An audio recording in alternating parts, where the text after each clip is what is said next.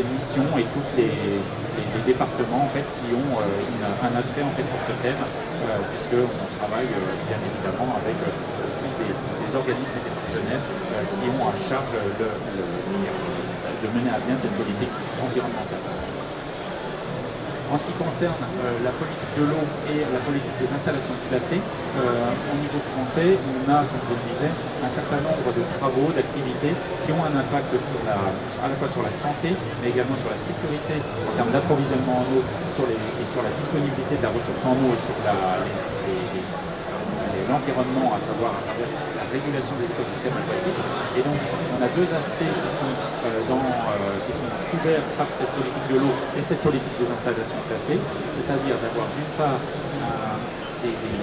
services qui permettent de mettre en œuvre les directives européennes et qui permettent aussi de les suivre, de les évaluer et de les contrôler. On a également l'ensemble de la batterie qui va, depuis la mise en œuvre, jusqu'à une évaluation des résultats de l'application de cette directive sur le territoire.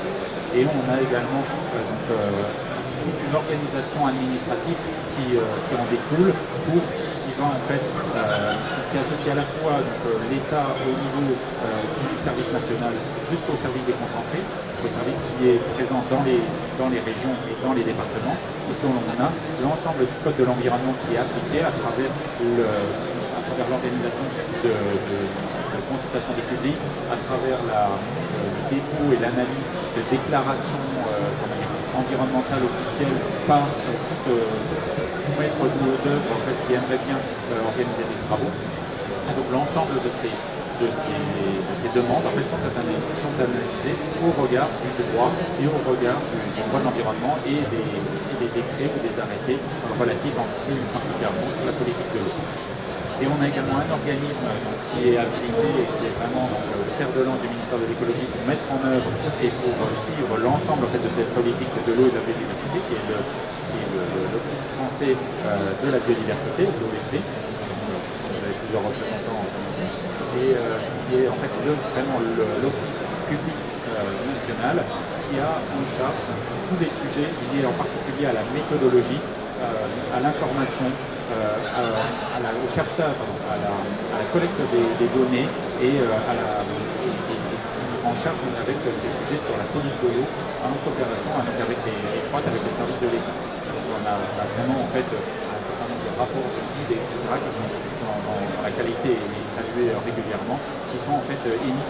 par cet organisme et qui permettent une mise en œuvre concrète et pédagogique de la politique de l'eau au niveau national. En ce qui concerne maintenant la gouvernance au niveau des bassins hydrographiques, on a également le fil qui continue à être tiré, c'est-à-dire qu'après avoir fait le comité national de l'eau qui travaille en lien étroit avec les services de l'État, on peut dans chacun des bassins hydrographiques s'appuyer sur un comité de bassin. Ce comité de bassin, c'est ce qu'on appelle des parlements de l'eau. Au niveau français, sur la France hexagonale, on a 6 bassins hydrographiques, donc on a 6 comités de bassin, 6 parlements de l'eau, qui vont associer dans chacun de ces parlements des représentants des collectivités, des représentants des usagers, donc souvent des activités économiques à travers l'agriculture, l'industrie, mais on a aussi des associations environnementales, les milieux socio-professionnels, et on retrouve également un certain nombre de personnalités qualifiées. Et on a également des représentants de l'État. Vous avez ici sur votre droite, en moyenne, le pourcentage représentatif de chacun de ces 3 collèges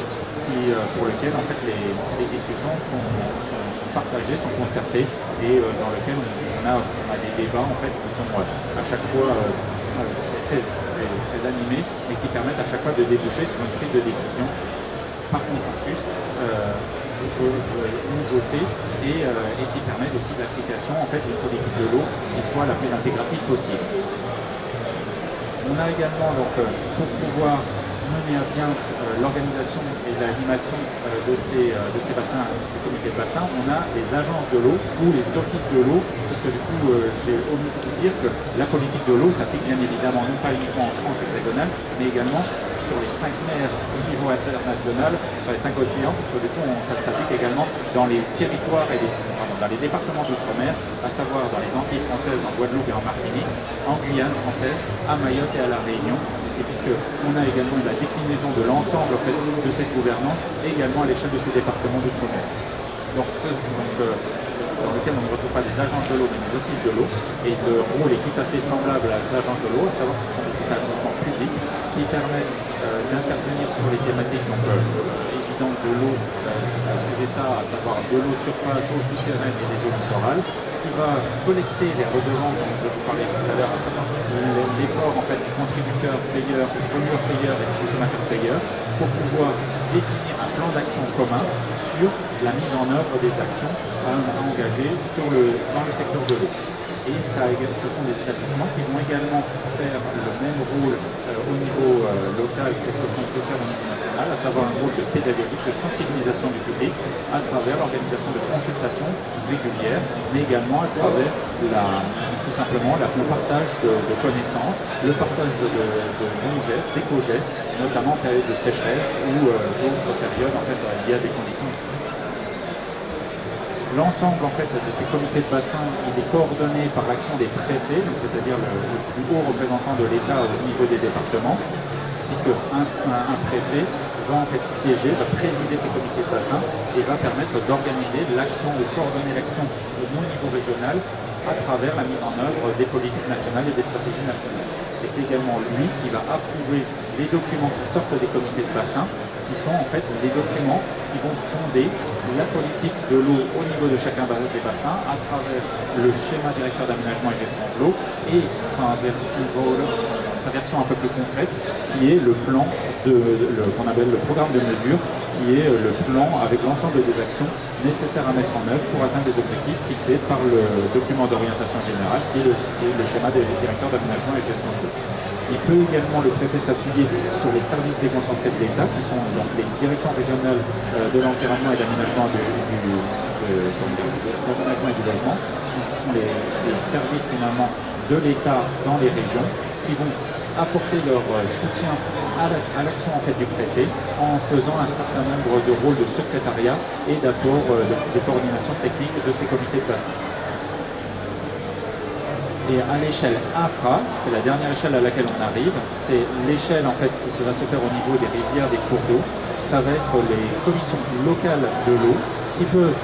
elles, qui sont vraiment en fait des parlements très locaux de l'eau. Donc on est sur des bassins qui peuvent faire plusieurs centaines de kilomètres carrés. Et là, on va les s'intéresser sur des tronçons en fait de rivières, des tronçons de fleuves ou des masses d'eau spécifiques pour lesquelles on peut avoir donc, le montage d'une commission locale de l'eau. Le but, c'est d'essayer de couvrir l'ensemble du territoire national avec des comités locaux de l'eau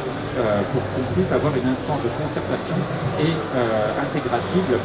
plus large possible pour que chaque acteur puisse y exprimer son avis. Et c'est également, donc, cette clé peut également s'appuyer sur des missions, sur une mission notamment sur la MISEN, qui est la mission interservice de l'eau et de la nature, qui permet en fait de faire le lien,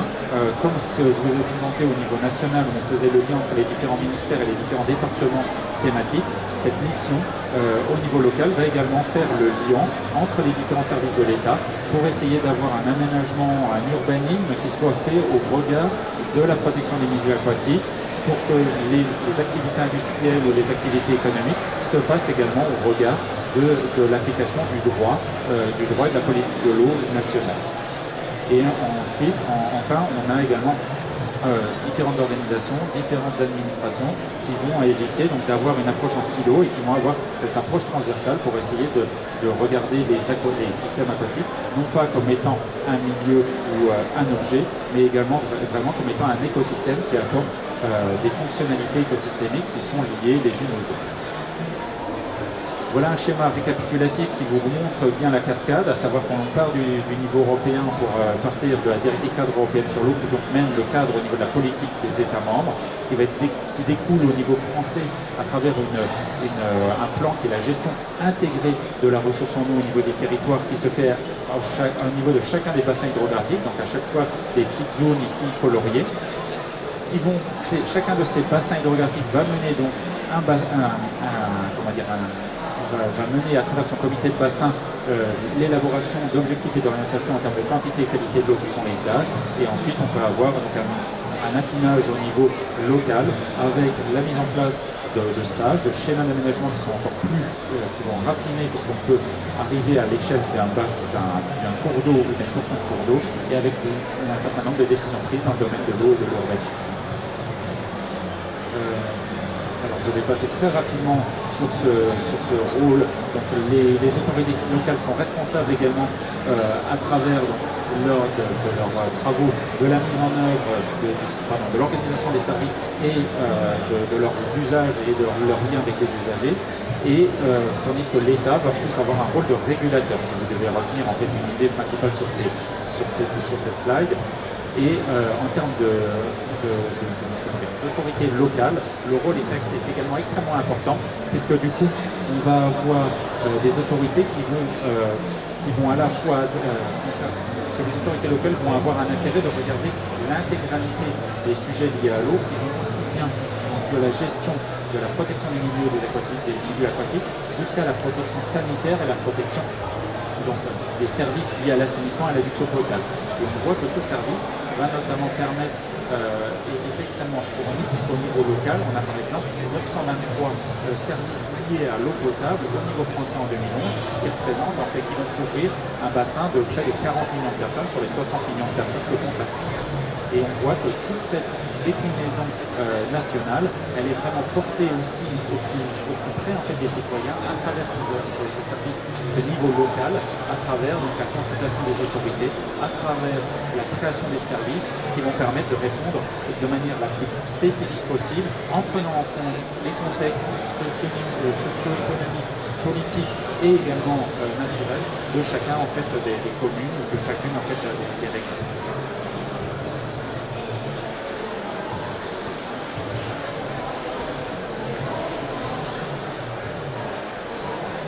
Donc, ensuite, en termes d'organisation, sur le schéma, sur le schéma, en fait, on va avoir en fait, la France qui est découpée, comme je vous l'ai expliqué, donc, en 6 bassins hydrographiques. Donc, vous avez ici la représentation qui apparaît à l'écran. Et dans chacune de ces